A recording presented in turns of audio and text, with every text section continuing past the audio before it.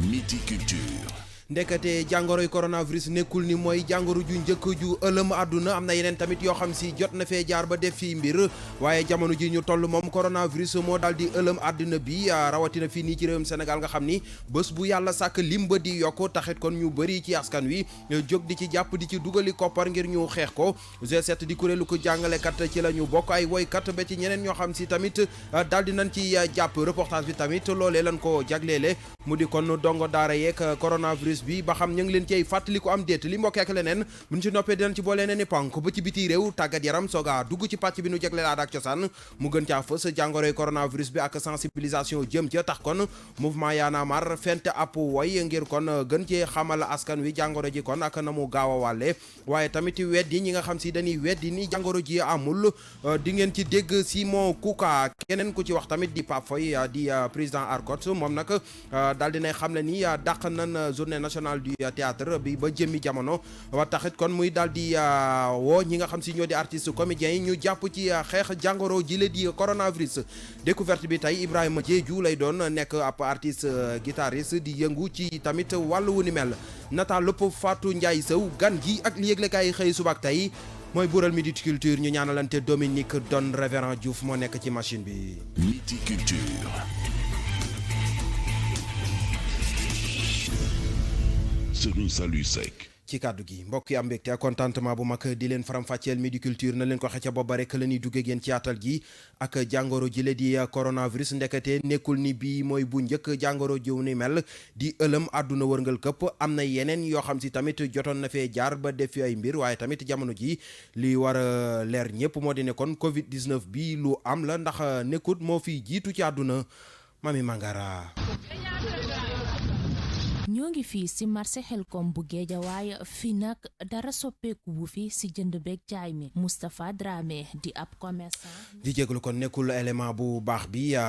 bi ñu te doon wax moo di kon jàngoroy coronavirus bi ak tolluwaay bi kon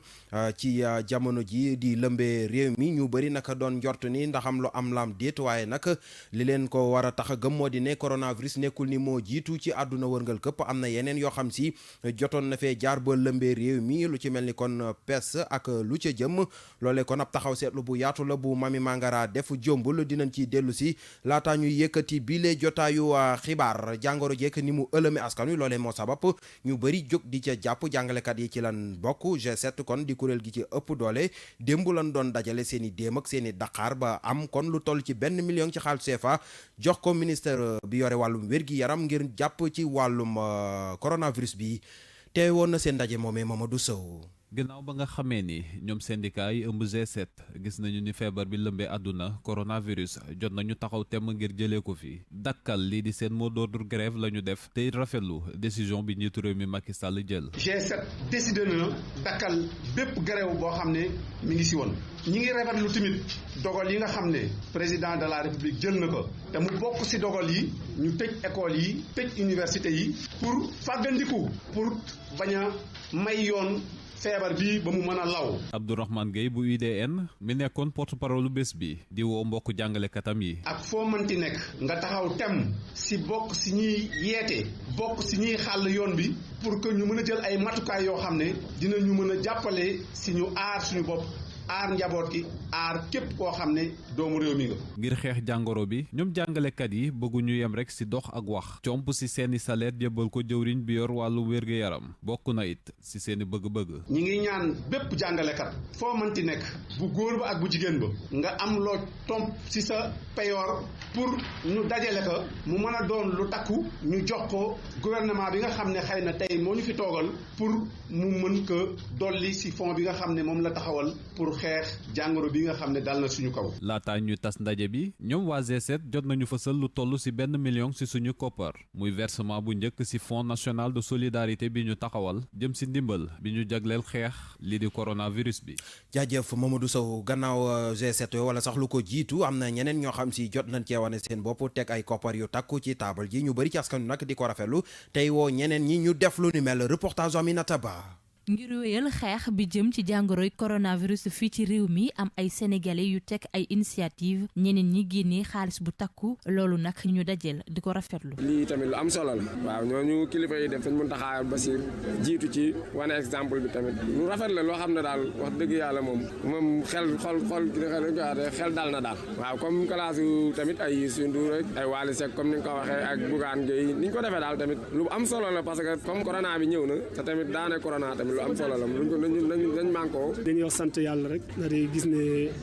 mbir mi moom lii kii l'islam di wax rek naan aljamaatu rahma maanaam mbooloo moom bu ñu àndee rek yërmande dafay daal di feeñ kon loolu rek war na firndeel que ne Sénégal benn bopp la kenn mënu ko xar ñaar ànd nañ bi mbir mi ñëwee tamit tey kenn ku si nekk boo ko bëggoon a yenul sa bopp dina dis ci yow bi ñu xoolee gis que ne ànd rek lañ mën a def am dooley xeex ko. jëf yu mel nii dañ ko war di def donte bu ñu nekkul sax ci ay xat-xat. buñ ko yemale fii buñ ko def juste parce que coronavirus am na même sax bu corona bi demee ba jeex yàlla gaaw jeex loolu la ñuy ñaan même bu demee ba jeex gestes yi dañ ko war a continuer ndax Sénégal dafa nekk pays boo xam ne ay néew di doole lañ waaw donc gestes yi buñ ko mënee di continuer di def dina baax trop te dina dimbali askan wi ci lu bëree bëri. solidarité moom lislaam a ko njëkk a santaane te tamit buñ ko wéyalee moo gën quoi jàppale ñi nga xam ne kenn ku ne nga xool ñi nga ëpp doole nga dimbale leen te yàlla rek tax tamit buñ ko doon def daal gëm naa ne sax yii sax mun naa bañ a am. yëpp booloo ngir dimbali état bu Sénégal ci bile xeex. jaajëf Aminata Ba coronavirus bi lu am la te it lu nu war a gëm la ndax jàngoro yu ni mel yàgg naa lëmbee àdduna wërngal këpp loolu ca jëmmi jamono ba léegi la taxaw seetlu Pomami Mangara. duguleet àdduna di jàmmaarloog ak ay doomu jàngoro yuy wàll ak itam di faat loolee bokk na ci jàngoroy choléra ca continent asiatique atum 1817 la doomu jàngoro gile doore kuréel ji boot wàllum wérgu yaram di OMS daa di xamle ni ab pandémie la gannaaw lu toll ci juróom-ñaari ravage yi mu def ci àddina at bi yàlla sàkk lu ëpp ci 95 000 doomu aadama dañ ci ñàkk seen bakkan choléra di wàlle ab anam bu gaaw buy daw vomissement set ak sell moo musal ñu bëri ci choléra laata ñuy wax ci jàngoroy sida ñu wax ci peste noire 1347 jàpp atum 1353 peste faat na lu ëpp ci 1 million ci ay doomu aadama feebar bile bàyyee ko ba tey ci continent asiatique OMS duppee ko pandémie de l'ère moderne peste noire li taxoon mu faat ay millions ci ay doomu aadama boobu médecine développé wul woon bu baax tax xamuñu woon ci ay ginax ak ay yenn matt la yëfi di wàllee boobu lañu taxawal lu mel ni incinération des corps maanaam bu ci nit faatoo ñu daal di jël néew mi daal di koy lakk ngir rekk mu bañ a wàlle taxawal ay hôpitaux ak ay mesures d'éloignement lépp rekk ci xeex bi la doomu jàngoro di peste noire ku ne pandémie ne feebar bu laal àdduna wërngal këpp VIH sida di faat 3 millions ci ay doomu aadama bu ñu sukkandikoo ci l'OMS atum 1981 ak léegi 1 million ci ay doomu aadama sida faat na leen 1956 ci réewum Chine la grippe asiatique wala sax aviaire feeñee mu faat lu toll ci 3 ba 4 millions ci ay doomu aadama réewum Amérique ñoo ci gën a laale ak gile grippe gannaaw bañ xayma lu toll ci 69 800 doomu aadama ñi ci faatu grippe aviaire mu doon grippe boo xam ne ci ay ginaar la doon jóge 1918 tombeek première guerre mondiale la feebar bi di grippe espagnole feeñee lu mu rey ci doomu aadama kenn xamul ni mu toll bu ñu xaymaa 40 ba téeméeri million ci bakkan rot na ci naam grippe espagnole la tudd li ko waral nag Espagne bokkul woon ci première guerre mondiale looloo waral ñoom rekk ñoo amoon jotu di xayma ak di topp ni feebar bi di wëyee waaye bi la doomu jàngoro bi lëmbee woon àdduna réewum Chine la bàyyeekoo bi mu réyee ñu bëri la ñu taxawal ay mesures de quarantaine loolu tax na doomu jàngoro ji ne mes leneen li bàyyeekoo réewum Chine jamono ji te di lëmbee àdduna muy jàngoroy coronavirus décembre ba léegi Chine di xeex ak gile doomu jàngoro tey nag mu laal àdduna OMS fësal ni ab pandémie la ni muy wàllee gaaw lool te faat na ay doomu aadama bés bu yàlla sàkk muy yokk looloo waral mënuñ ko xayma fi mu toll nii lépp taxaw yëngu-yëngu daanaka amatul ci réew yu bari ngir ralentir ni feebar bi di wàllee bokk na ci ay confinement maanaam toog sa kër Sénégal kenn demul ñu des njiitum réew mi jël ay ndogal yu mucc ayib ngir yamale fi kaay yiñ fi jot a nemmeeku réew yu bari ñi ngi def seen kam kàttan ngir yamale fi Covid-19. jaajëf Mami Mangara ci gëstu bu yaatu bu mu def loolee lépp di tekki ne kon jàngoroy coronavirus ji loo am la ngeen di wéy di déglu Midi Culture ci rajo King FM midi moo jot ba tegal fukki simili. Suivez-nous sur notre site web www.kingfm.sn. reportage bi loolee lan koy jagle mu di jàngoroy coronavirus jekk ñi le di goney taalibe yi ndax conscient nañ ci mbir mu ni mel am déet lu ci mel man di am daal Awa Seck kon am na ñu mu ci dajal ca Parcelles Assainies ñu teewlu ko ci reportage. ban ngeen nekk ngeen ne. yéen xam ngeen feebar bi ñuy wax coronavirus. ñu romb leen marché Dior xale yi le seen at war a toll ci juróom-ñaar jàpp juróom-ñeent sol ay yëre yu xotteeku def tànki nen gàddu seeni pot yi leen ndongo daara umpale wuñu jàngoro ji di Covid-19. ngeen ko déglu mais li ñu leen wax naan yéen a ngi raxasu ay gel ak yooyu noonu yëpp yéen a ko def est-ce que. Cheikh nekk daara unité 19 ne ñoom bokkuñ ci ñu dul jàngi tayit du ñuy wàcc di ñibbi dañuy fanaan. yéen daara ba ngeen di jàngi di wàcc di ñibbi wala fa ngeen dëkk da ngeen ay fanaan. da ngeen di fanaan. xale bi nekk daara Basirou Dramé ne seeni ustaas ñu ngi leen di jox ñuy raxas seeni loxo heure bu ñu jugee yalwaani. waa seen ustaas ñu ngi leen di jox ngeen di raxas seen loxo yi yooyu noonu yëpp. waaw. ndox raxas seen loxo yi sangu sol yére yi set ak yooyu noonu yéen a ngi koy def. waaw. ndongo daara yi di ñu gën a exposé wu ci coronavirus ndax kenn umplewul seeni nekkin donte xamuñ sax tolluwaayu feebar bi.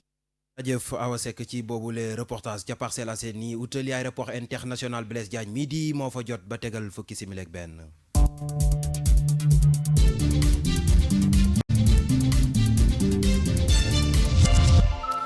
bàkk boobee xibaaru biti réew yi lay yëgle ak ñun ci studio bi Kumba Ba maa ngi lay nuyu. rek internet yu King FM. fu nu jegee lool di Gambie lan koy doore mu mel ni ñoom it am nan jàngoro ji la di coronavirus. seen premier cas enregistré nañ ko ni ñu ko waxee ci coronavirus bi loolu lañ xamle démb ki jël kàddu di ko wax di jëwriñ ji nga xam ne moo fa gàlloo wàllu wér-gu-yaram gannaaw ay annonce yu nga xamante ni gouvernement ba def na ko ci mesure di matuwaay yoo xam ne fas yéene nañ ko jël ngir kon bañ jàngoro ji law fa moom pandémie bi ci ab allocution ba nga xamante ni télévision ba dakaa wane en direct jëwriñ ji nga xam ne moo gàlloo wàllu wér-gu-yaram moom Ahmadou Lamine Samaté xam le na ni kilifa yi réewu Gambie détecté nañ kon ni am na benn doomu aadama bu nga xam ne am na coronavirus muy as ndaw soo xamante ni mu ngi bàyyeekoo Angleterre waaye nag moom bi mu yegsee rek la isolé boppam laataa ñu koy def li nga xamante ni moom mooy test yi laataa ñu ko koy defal ndax ñu ne dafa sentiroon ni yaramam dafa tàngoon bi ñu defee test yi nag ginnaaw ga ñu gis ni am na Covid-19 waaye nag passager yi nga xam ne ñoom ñoo nekkoon ci avion bi ci même vol bi nga xam ne moom la ndaw si jëloon jamono ji ñu ngi leen di woo benn ngir xool ñoom it seen yaram. Guinée moom visitu CEDEAO ba ñu fa annulé loolee moo xaajale classe politique ba. kon rapport bi nga xam ne mission de haut niveau bu CEDEAO moom moo ko waroon na def foofee ca réewu Guinée waroon na jàkkaarloo ak njiital réew ba fa di Alpha Condé talaata démb la waroon am muy jamono ju nga xamante ni réew mi mu ngi doon waajal élection ndax ci dimanche gi ñu jëm ñaar fukki fan ak ñaar ci weeru mars ci lañ ko fas yéene woon amal waaye nag mesure bi diversement appréciée maanaam nit ñi manko wuñu ca rawatina classe politique ba ay fan rek moo des ngir double scrutin ba classe politique ba kon ba fii dañoo diviser maanaam xaajaloo ci processus électoral ba ñii ne waaw nañ dem élection ndax processus ba baax na wóolu nañ ko ñi ca des na déedéet bu ñu dem ndax processus ba baaxul waaye nag mission boobu nga xam ne ki ko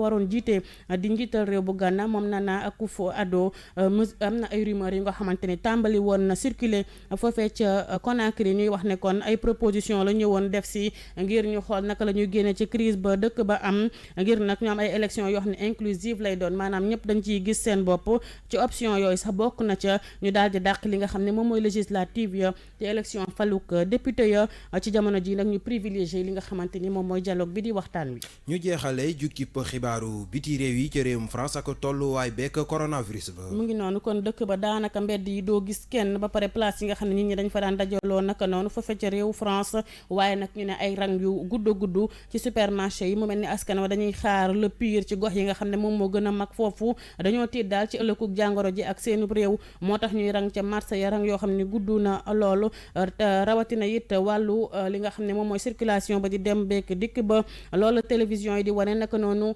RFI moom it daal di reprendre li nga xam ne moom mooy xibaar yooyu mu nekk image yu njëkk yu ñu mën a am ci jour bu njëkk bi nga xam ne def nañ ko confinement di wax askan wa ñu toog seen kër bu kenn dem bu kenn dëkk waaye nag beneen conséquence bu nga xamante ni bi confinement boobu am na ko bu ñu sukkandikoo ci xayma yi ba léegi nee nañu mooy wàllum jëfandiku gi ñeel internet bi kon muy trafic internet bi nee nañu dafa yokku lool mu mel ni askan wa génnuñu waaye tiitaange la ñu àndal ba fii ndax ñu nga ci réseau ya di xool lan moo xew ak fu jàngoro ja tollu waaye nag fédération française bi yor wàllu télécom dafa woo askan wi ñoom usager ya ngir ñu am responsabilité numérique Serigne Saliou mu mel ni kon li ñuy wax yamale gi ci wàllu internet bi du réewum Sénégal yëpp waaye ba ca réewum France ñu ngi ca di ca yëngu bu baax di wax askan wa ñu xool li ñuy jàllale ak li ñuy informer ci population yi kon fii tey la ñuy taxaw ci France ci xibaar yi soxal bi ci réew. jaajëf Koumba Ba ñu jàll ci tàggat yaram.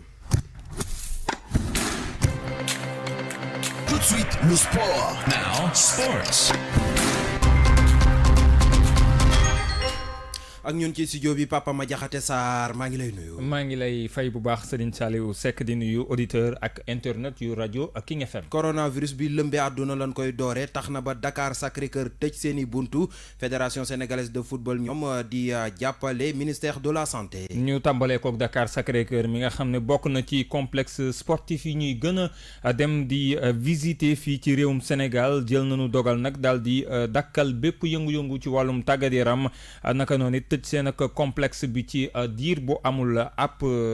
ndax jàngoroy coronavirus gi ba tax daanaka seen liggéeykat ya jamono ji ña nga ca la ñu duppee chômage technique fédération Sénégal bu football na nga ko waxee ki ko jiite di maître Augustin Senghor daal na nuy porox ndollu ci seen comité d'urgence bi ñu doon amal ni ki démb ca dalwaayu fédération ngir xamal ne jël nañu fukki million ci francs CFA jébbal ko waa ministère de la santé ngir jàppale leen ko ci xeex bi nuy xeex jàngoroy coronavirus ginnaaw loolu it yeneen dogal jël nañu ko bokk na ci gën a dëggal ne championnat yi fii ci Sénégal compétition dakkal nañu ko naka noonu it regroupement équipe nationale yi ak bépp yëngu-yëngu boo xam ne ñoom fédéraux yi daat nañu ko fas yéene woon amal lépp it dakkal nañu ko. compétition locale di jongante am ci biir dëkk beet ñi nga xam si ñoo jiite club yi yéy nañ ci yàbbi. ñoom mu ngi leen di indil ay jafe-jafe yu bari ñoom club yi nekk ci réew mi ginnaaw ba ñu dakkalee lépp luy compétition fii ci réew mi ndax ngir fàggandiku ci jàngoroy coronavirus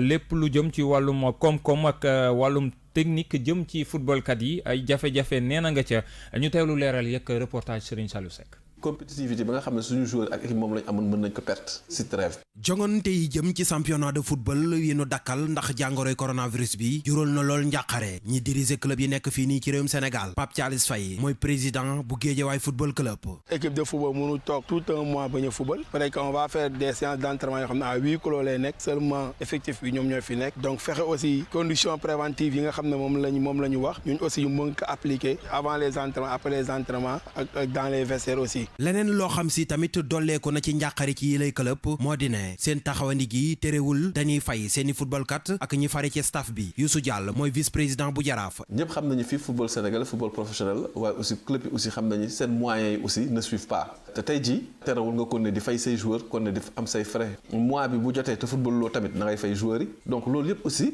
ay impact donc yu xaw a négatif la daal moo tax sax yenn club yi ñu ngi commencé discuter ak waa fédération wala état bi sax ñu xool naka la ñu mënee jàppale club yi ci période bi. lu jëm ci xalaata annulé bi lépp saison président club yu bëri xalaatuñu ko benn yoon ndax nag dañuy ñaan jàngoro ji di coronavirus daal di fiy yem Pape Thialis Faye bu Guédiawaye football club. je ne pense pas que ni tey dinañ annulé parce que boo xoolee Italie tey information moom ils vont reprendre le 2 mai ça veut dire que ni déjà ñoom def nañ benn planification donc lii mënu continuer tôt ou tard on va reprendre le championnat du am problème par rapport ak classement bu nekk aussi avant tout y a la santé des gens donc bu ñu waxee pandémie donc yoo xam ne ni pandémie mooy loo xam ne lu garaaw la yoo xam ne mën na atteindre ñëpp donc balaa ngay wax business di wax football je pense que régler le problème de la santé. li nu dàq ayu bés yu bëri jëmale ko ci saison de football bi fii nii ci réewum Sénégal nar naa andi ay njeexintal ci tàggatu gi waaye tamit ci wàllum koom waaye nag bu nu sukkandikoo ci dirigeant yi wér-gi-yaram moo jiitu lépp. wér-gu-yaram moo jiitu lépp ba tax jamono ji ñoo ngay jël seeni matuwaay jëm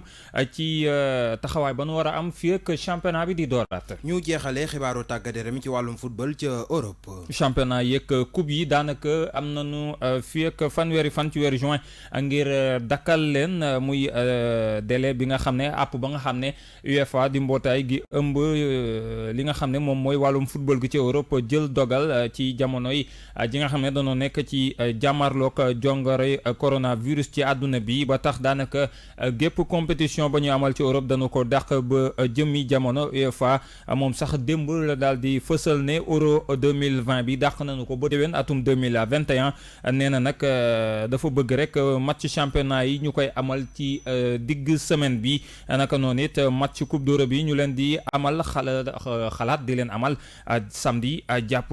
dimanche waaye loolu lépp nag day tënku rek ci jàngoroy coronavirus gi xeex bi fa ñu ca toll ba tax UEFA lu mooy loolu it yéeyagul yàbbi ci bu mbir mi antuwul lan rek lay jël ci dogal jëm ci championnat yeeg coupe d'Europe yi nan la ñuy mujjee ak moom la ca des rek mooy daal di taxaw rek jël ci matuwaay yi ba xool ndax jàngoro ji dana wér am déet ngir ñu mën ci yëy yàbbi xool fan la ñuy mujj ak yooye jongante sëñ Saliou fi la ñuy yem tey ci xibaaru tàggat yaram yi. jaajëf Papa Ma Jaxate Sarr ci yaatalu xibaaru tàggat yaram yi xibaaru caada yi bu bàkk bi daanoo tàbbal nu ci faram-fàcce gi. xibaaru caada yu wér te wóor. dañ koy tàmbale ak mouvement Y'en a marre ñoom it takku nan taxaw ne dañuy jàppale nguurug Sénégal rawatina kon ministère de la santé ci xeex jàngoro jile di coronavirus doore nañ koo ko génnepp single boo xam si kon da cay gën a yee askan wi waaye tamit weddi ñi nga xam ne si dañuy weddi di ko jaarale ci xarelu yees yi di naan jàngoro ji amul ñu teewlu ci loolu kon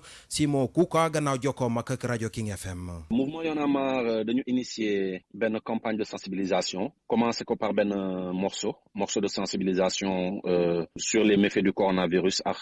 signes yi ngay am symptômes yi ngay am waaw wax tamit un peu ci intox yi di am ci Facebook bi internet yi réseaux sociaux yi wax ju bëri yi xiiroo ŋaayoo bi instant ni Sénégal soxlawul loolu dañu soxla ñun ñëpp ñu joxante loxo raison pour laquelle dañu njëkk a saluer décision yi nga xam ne état bi jël na ko bi suñu président génnee samedi état bi jël ay mesures continuer di jël mesures ndax tamit barki démb décider nañu te tamit frontière mu nekk ay mesures yu baax ñu ne daal il faut que ñu woote benn appel à la cohésion waaw ñun ñëpp ñu ànd nekk benn ennemi moo fi am jamono ji muy coronavirus donc looloo tax ñu def ñun artistes mouvement Y'en a marre ñu def benn wéy de sensibilisation waaw pour wax un peu ak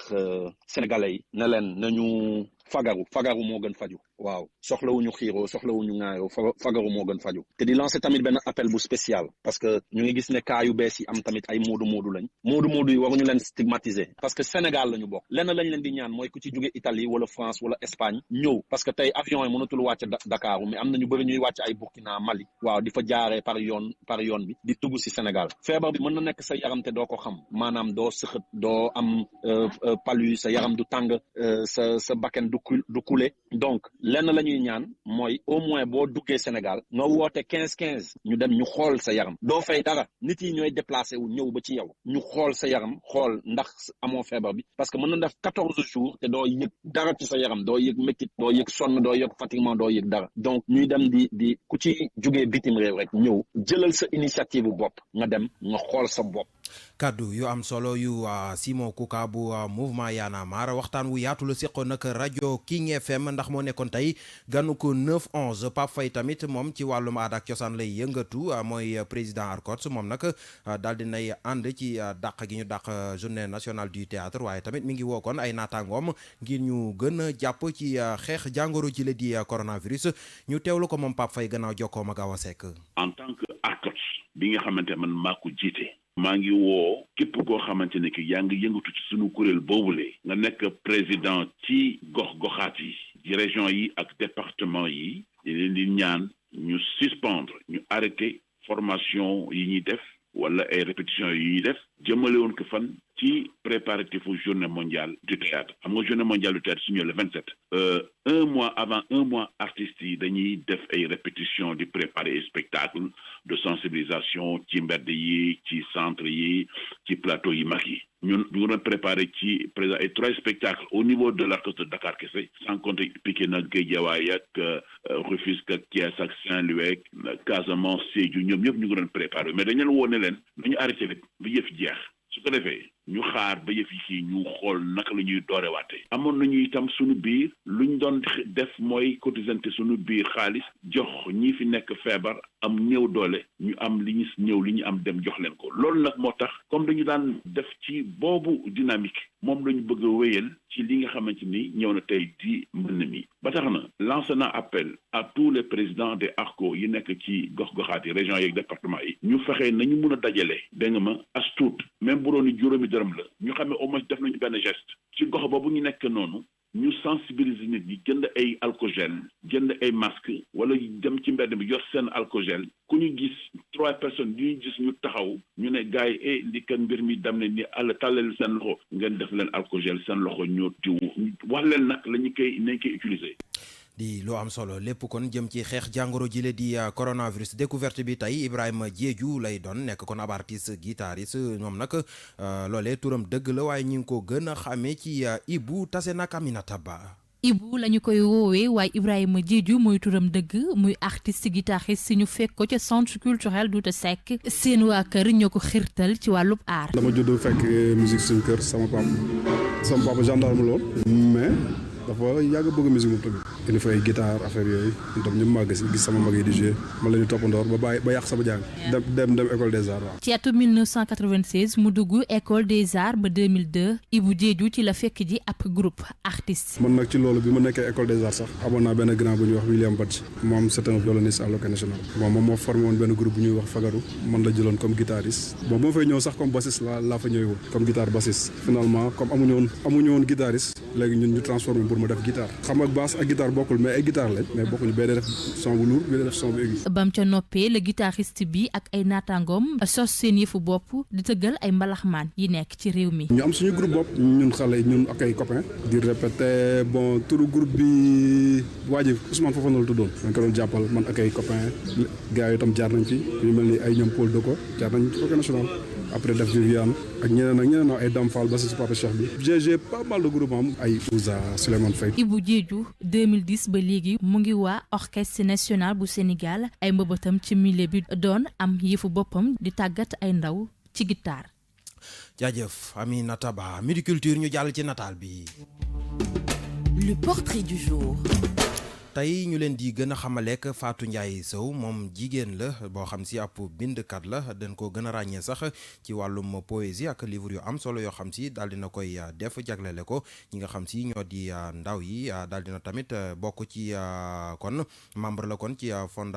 fondatrice la kon ci comité bu am solo nekk ab comité international bu nu ràññee ci àdduna wërngal këpp ab nataalam ak Awa Seck. Fatou Ndiaye Sow di doomu Sénégal juddu atum 1937 ci Tiwaawoon ab gox la ci diwaanu Thiès di doomu commerçant bi bawoo ca Saalum bi mu gënee nekk tout tànk la ñàkk ay waajuram daanaka maamam moo ko yar alxuraan jiitu ci dënnam laata muy dugg école élémentaire ca Tiwaawoon mu yeggali jàngam ca collège Ahmed Fall bu Saint-Louis bi mu ñibbisee ca Ndakaaru la dem école normale bu Rufisque moom maam Fatou Ndiaye nekkoon écrivaine bu mag ñu gën ko ràññee ci œuvre yi mu doon def jagleel ko ndaw ñi bokkoon ci juróom-ñaareelu congrès des poètes amoon ca Marrakech atum 1984 festival de poésie de Louvain Belgique atum 1986 ak yeneen i xew-xew yu mag ci àdduna wërngal këpp œuvre yu bëri jagleeloon ko ndaw ñi bokk na ci tàqamtiko atum 1993 takkam devine mon enfant devine atum 1981 le mouton d'Amina atum 1996 nattu ou le rayon de soleil 2003 les tisserands du rêve 2004 récit d'Afrique la fille de Nénan Sira 1997 Boubou Golo et les enfants 2000 La Graine 2003 Louti l'enfant du village 2001 moom Fatou Ndiaye Sow nekkoon membre fondatrice comité international des femmes africains mi ngi génn àdduna ñaar fukki fan ak ñett ci weerum octobre atum 2004 ci noonee sax ma nga bokkoon ci congrès de femmes africaines ca New York.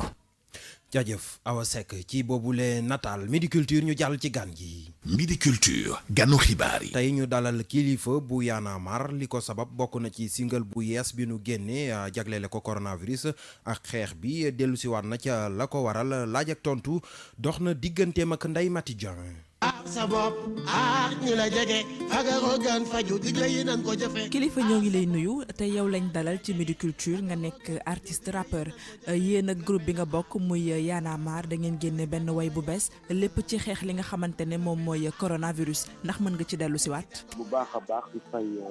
auditeur u King FM yëpp di wax ni que ni ku xam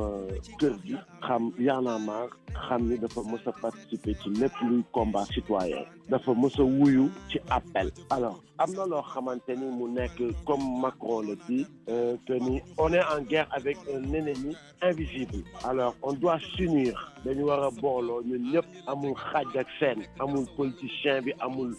bërekat bi amul sëriñ bi képp daal képp koo xamante ni tu es être humain ba pare tu es africain ou sénégalais te gox ba nga ko nekk da nga ko war a combattre da nga war a jóg bokk ci xeex boobu ba keroog ñu koy daan donc loolu mooy li nga xamante ni moo ñu motiver ñu ñëw bokk ci li nga xamante ni wax dëgg yàlla appel la quoi.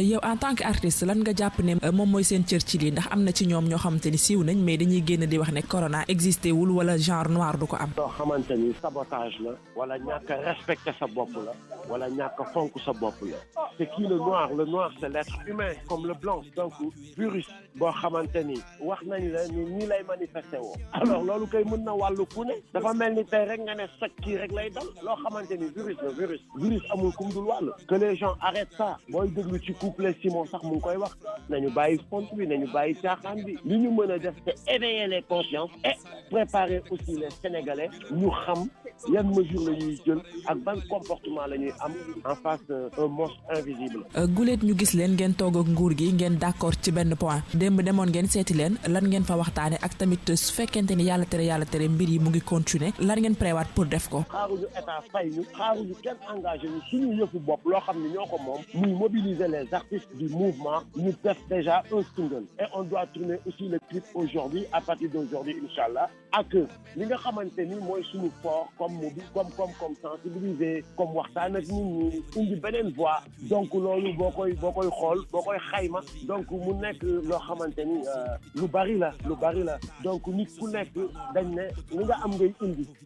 ñun li ñu am loolu la ñu indi dem tamit pour respecter li nga xamante ni aussi mooy règlement bi parce que c'est une maladie boo xamante ni les techniciens de la santé ñoo ci war a wax pour sortir le single dañu dem dégluloo ko les agents de la santé ñu xool ba xam ndax fi ñu waxee effectivement est-ce que nii ñu waxee noonu la ñu war a waxee parce que c'est une question de sensibiliser mais pas une question de faire peur ou de faire paniquer tu vois alors dégluloo leen ko bañ valider ko déjà ñu doog ko génne ba pare wax leen ni leen on est disponible et on est prêt lépp lu ngeen gis ni que ni am nañu wax nañ ci am njëriñ wala mën nañ ko jouer comme rôle woo leen ñu ñëw quoi. kon kilifa ñoo ngi lay jaajëfal te yow lañ dalaloon ci Midi Culture ngay waykat bokk tamit ci Y'en a marre.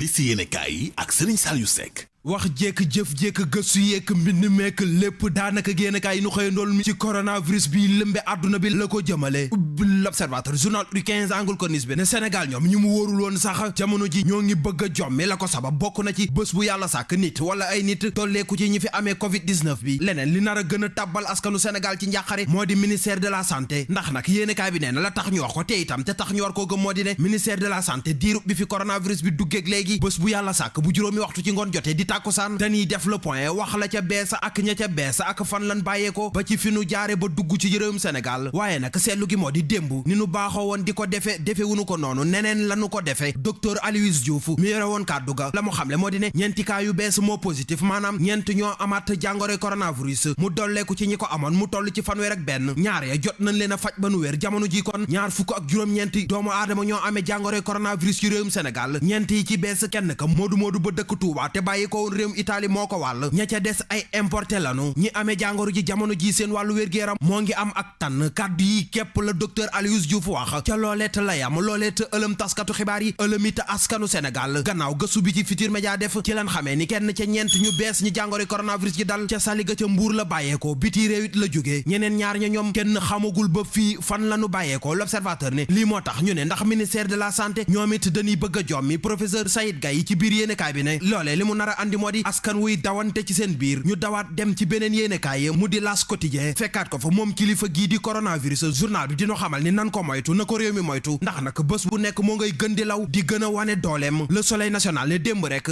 fukk ak ñeenti doomu aadama defal nañ leen test ñeent ya ñoo ca positif maanaam ñoo amee jàngoro ji Vox Populi ne di am ba des moo di ne Sénégal xel yaa ngi bëgg a jaxasoo am na yeneen ñeenti cas yu bees source aane moo taxit milliardaires yi nekk ci réewum Sénégal jamono ji liñ leen war a xamal moo di ne ku xamul buur saay na ñu ne la buur dee na jug jot na danoo war a génne koppar yi nu yor dimbalee ko ministère de la santé ngir ñu xeex ci jàngoro ji di coronavirus journal bi ne te nag nguur gi ci boppam moo ci war a wax ndaxit nag xel mënul nangu nga nekk cim réew ba amee fa ay milliards sam réew nekk ci ay jafe-jafe nga toog ak say milliards di leen xool loolee du xel tey du xalaat Les Échos ne monte nag am na ay way defal yàlla yoo xam si jot nanoo jug ba wane seen bopp ku ci mel ni Youssou Ndour Bougane Gueye Dany Aïda Diallo itam joxe na fukki million ak juróom Soham El Wardini ak mairie bu Ndakaaru teg nañ ci taabal ji téeméeri million ci xaalis CFA am na itam ay woykat ñu ci jot a joxe ay koppar ku ci mel ni Wally Seck ak Pape Diouf jàngalekat yi fari ci G7 tamit def nañ seeni taabataabe boole seeni déem ak seeni Dakar ba teg ci taabal ji benn million ci xaalisu CFA lu jiitu loolu nag xalifa général des mourides jot naa jox njiitu réew mi di président Macky Sall ñaari téeméeri million ci xaalisu CFA libération yéenekaay ne fi mu toll nag jug jot na joxe jot na ndax nag àdduna bi corona bi moo ngi koy bëgg a tas ndax nag bi nu fi gisee covid 19 beeg léegi jàppale ni juróom-ñaari junni doomu aadama ak juróom-ñaar faatu nan ci juróom-ñaari junni ak juróomi téeméeri ak ñett ca réewum Italie lanu faatoo juróomi téeméeri ak juróom-ñeent ca Espagne lanu ñàkk seen bakkan ca France itam téeméer ak juróom-ñaar fukk ak juróomi doomu aadama ñàkk nañ seen bakkan ci jàngoro ji la di coronavirus ci Afrique moom Maroc faatule nan ci ñaari doomu aadama susu aane dëgg-dëgg na ko loxo dem na gémmiñ journal bi yokku ci ne Sénégal moom kilifa gi di président Macky Sall moo ngi lëkkaloog ñu yore wàllum wér-gu-yaram di xool yan pexe la ñuy tekk ba bés bu nu defee test rek résultat yi dina mën a génn ci diiru fukki minute ñu mën a xam ba xam amee nga jàngoro ji am déet Le Témoin ne lu jëm ci jàngoroy corona beek xeex li koy lawal tax na ba kilifa diine ñi ngi waxtaan ci seen biir xool ba xam dañuy wéyal di dajaloo di julli ci jumaa yi am déet Le Témoin yokku ci ne jàngu bi moom jot nanoo jël dogal suspendre nan bépp mees buy am ci réew mi ba jëmmi jamono Le Témoin ne gannaaw dogal yi nu jël ngir tere mbooloo yiy daje ba mën a xeex jàngoroy coronavirus bi tax na ba luuma yu bëri wala marché yu nekk ci biir réew mi tas nanu leen te ca marché yooyee bokk na ci marché bu mag ba nekk ca Diaobé ñu bokk ñun dem yër la nekk ca page 11 bu l'Observateur journal Futurs Médias bi gëstu bu yaatu la def jëmale ko ci jigéen yi ñuy gis ñu nekk ci série théâtre yi yéenekaay bi ne ndekete bëri na ci ñoom ñoo xam ne si promotion canapé lañ leen defal maanaam dañ leen di woolu iri leen yekkataan leen soogaa leen a dugal ci série bi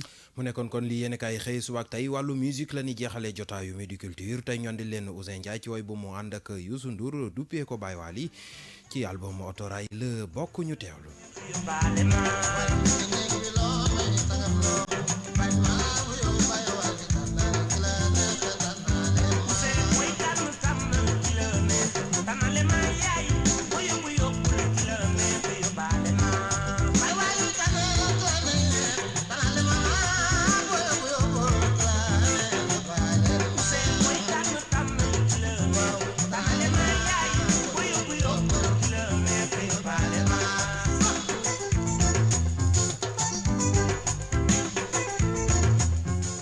mi ngi noonu mbokk yi kon foofee la ñu yem ak yéen ci Midi Culture yamoo itam ak li ñu cërale woon ci waxtu jeex ba nu xaabaabal sax di jaajëfal bu baax a baax ñi ñu doon may nopp ci 99.4 ak ñi ñu doon seetaan ci www.kingfm.sn cant ngërëm ñeel na bu baax a baax Dominique Don Révérend Diouf mi nekkoon ci machine bi Serigne Saliou Seck nekkoon ci kàddu gi production Lamine Ndiaye digital Yacine Pouy léegi-léegi kon wéy leen ak sunuy programme